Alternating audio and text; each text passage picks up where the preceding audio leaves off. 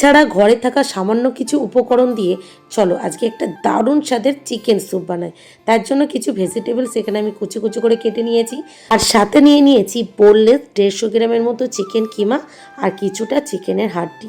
এরপর গ্যাসে একটা কড়াই বসিয়ে আমি যেহেতু তেল ছাড়া আজকের এই চিকেন স্যুপটা বানাবো সেই জন্য সামান্য একটু বাটার দিয়েছি। বাটারটা মেল্ট হয়ে গেলেই এখানে আমি অ্যাড করে দিয়েছি ওই 12 থেকে 13 কোয়া রসুন কুচি দিয়ে রসুনটাকে লাল লাল করে বাটারের সাথে ভেজে নিয়েছি। এরপরে দিয়ে দিলাম বোনলেস চিকেন আর কিছুটা চিকেনের হাড্ডি দিয়ে সবার প্রথমে খুব ভালোভাবে নেড়ে চেড়ে নেবো। দেখো যেহেতু কড়াইতে আমি তেল ব্যবহার করিনি, প্রথম দিকে কিন্তু চিকেনগুলো একটু লেগে লেগে আসবে। একটু নেড়ে চেড়ে নিলেই কিন্তু খুব সহজেই চিকেনগুলো কড়া থেকে ছেড়ে যাবে আর চিকেনগুলো থেকে জল ছাড়তে থাকবে। তো কিছুক্ষণ নেড়ে ছেড়ে নিয়ে এখানে সমস্ত ভেজিটেবলসগুলো অ্যাড করে দেবো। আমি এখানে পেঁয়াজ কুচি, ক্যাপসিকাম কুচি, গাজর কুচি আর টমেটো কুচি ব্যবহার করেছি। তোমরা কিন্তু তোমাদের পছন্দ মতো যে কোনো ভেজিটেবলস এখানে অ্যাড করতে পারো। দিয়ে সমস্তটা চিকেনের সাথে কিছুক্ষণ আমি কষিয়ে নিয়েছি। তারপর একে একে গুঁড়ো মশলা অ্যাড করে দিয়েছি। গুঁড়ো মশলা বলতে স্বাদ অনুসারে লবণ, হাফ টেবিল চামচের মতো গোলমরিচের গুঁড়ো, তারপরে একটু নেড়ে ছেড়ে নিয়ে ওই ছোটো প্যাকেটের 1 প্যাকেট চিলি ফ্লেক্স আমি এখানে ব্যবহার করছি। তবে হ্যাঁ, যদি অরিগ্যানো থাকতো তাহলে কিন্তু আমি এখানে অরিগ্যানোটাও ব্যবহার করতাম, কিন্তু কি বলো তো, অরিগ্যানোটা শেষ হয়ে গেছে। আচ্ছা, তোমরা কে কোথা থেকে আমার এই ভিডিওগুলো দেখছো অবশ্যই কিন্তু কমেন্টসে জানিও। আর সাথে এটাও জানিও এই চিকেন স্যুপে আর কি অ্যাড করলে এই চিকেন স্যুপটা খেতে আরও বেশি টেস্টি হতো। বা তোমরা যারা বাড়িতে চিকেন স্যুপ বানাও কিভাবে খেতে তোমরা পছন্দ করো অবশ্যই কিন্তু আমাকে কমেন্টসে জানিও। আমি তোমাদের কমেন্টসের অপেক্ষা করব, কারণ তোমাদের এক একটা কমেন্ট আমাকে কিন্তু ভীষণভাবে মোটিভেট করে নতুন নতুন ভিডিও বানানোর জন্য। দেখো আমি সমস্তটা খুব ভালোভাবে কষিয়ে নিয়ে 4 কাপ জল এখানে আমি ব্যবহার করেছি। জলটা দিয়ে সমস্তটা খুব ভালোভাবে নেড়ে চেড়ে নেব।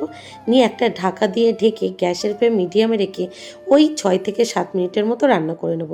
তখনই এদিকে আমি একটা বাটিতে একটা ডিম ফেটিয়ে নিয়েছি, আর একটা বাটিতে 2.5 টেবিল চামচের মতো কর্নফ্লাওয়ার নিয়ে নিয়েছি। কর্নফ্লাওয়ারটা ওই একটু জল দিয়ে গুলিয়ে রাখবো, আর ডিমটা কিন্তু আমি ফেটাবো না, ওইভাবেই রেখে দেবো। তো 6 থেকে 7 মিনিট পর ঢাকাটা এবার খুলে নেব।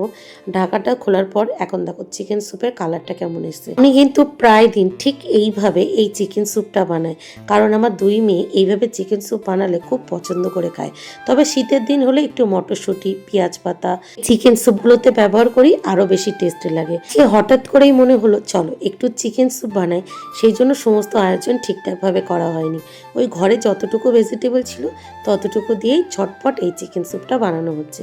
তো দেখো ঢাকাটা খুলে একটু নেড়ে চেড়ে নিয়ে আমি কিন্তু এখানে গোলানো কর্নফ্লাওয়ারটা অ্যাড করে দিয়েছি। কর্নফ্লাওয়ারটা দিয়েও একটু নেড়ে চেড়ে নেব। দেখো বাড়িতে বানিয়ে যখন খাচ্ছি তখন বেশি কর্নফ্লাওয়ার কেন অ্যাড করব, সেই জন্য কিন্তু আমি একটু কম কর্নফ্লাওয়ার ব্যবহার করেছি। তো কর্নফ্লাওয়ার দিয়ে একটু নেড়ে চেড়ে কিছুক্ষণ ফুটিয়ে নিয়ে আমি ডিমটা দিয়ে সাথে সাথে দেখো নেড়ে চেড়ে নিয়ে জানো তো, আমি বাড়িতে যখন এই চিকেন ভেজিটেবল স্যুপটা বানাই তখন না অয়েলটাকে অ্যাভয়েড করি, সামান্য একটু বাটার দিই, এতে চিকেন স্যুপটা খেতে অনেকটাই টেস্টি আসে। আজকে বাটারের উপরে সামান্য একটু রসুন কুচি ব্যবহার করেছি, অন্যান্য দিন রসুন কুচির সাথে সামান্য একটু আদা কুচিও ব্যবহার করি। তো দেখো সমস্তটা ফুটিয়ে গ্যাসটাকে বন্ধ করে চিকেন স্যুপের ওপর থেকে 2 টেবিল চামচের মতো গন্ধরাজ লেবুর রস দিয়ে দিয়েছি। এবার সমস্তটা আরেকটু নেড়ে ছেড়ে নেবো, আর যখন খাবো না তখন একটু গোলমরিচের গুঁড়ো বা চাট মশলা ব্যবহার করবো। ব্যাস দেখো কি দারুণ হয়েছে চিকেন স্যুপটা। কেউ বলবে এটা অয়েল ফ্রি, আর খেতে এতটাই টেস্টি হয় তোমাদেরকে কি বলবো। তোমরা যদি এই রেসিপিটা দিকে ট্রাই করো অবশ্যই কিন্তু আমাকে কমেন্টসের মাধ্যমে